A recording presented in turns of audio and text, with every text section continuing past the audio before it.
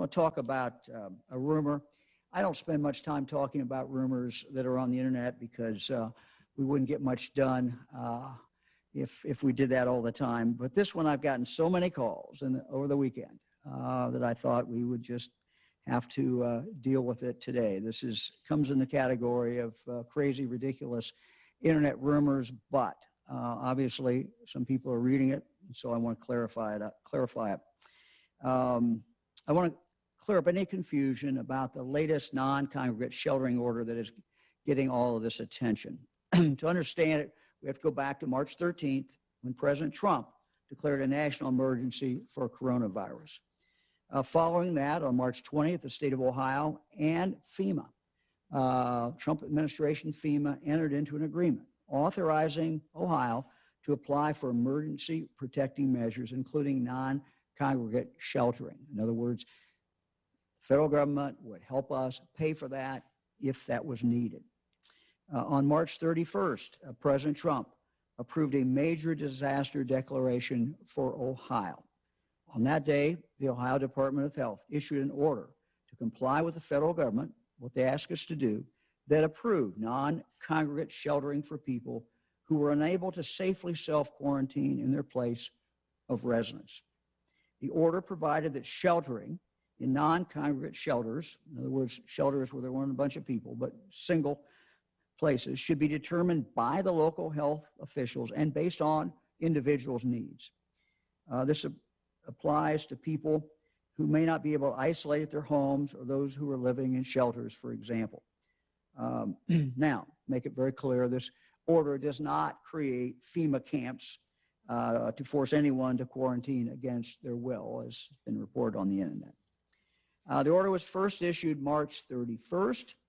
It was renewed on April 29th, same order, and again on August 31st. This order creates a funding mechanism to allow for federal reimbursement for those looking to create places for people to safely isolate or quarantine. Has been used in a few cases in Ohio. It actually has not been used very often. But in each one of these cases, we were taking this authorization from the federal government, the agreement with the federal government, and being able to provide space for individuals to use when they needed it. For example, first responders. Let's say there's a health professional and they are working and they do not want to go home. Let's assume maybe at their home is someone who has a health compromise.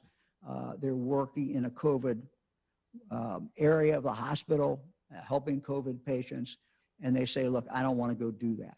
This provides them a place, a hotel maybe, to go, a hotel room, so that they can go, and the federal government will pay for that. So that is the type situation that this was created for. Again, it just our order really creates just a funding mechanism to allow this to happen. I am aware there are rumors on the internet that incorrectly claim these orders allow children to be separated from their parents without permission. Let me just say, this is absolutely ridiculous. It is not true.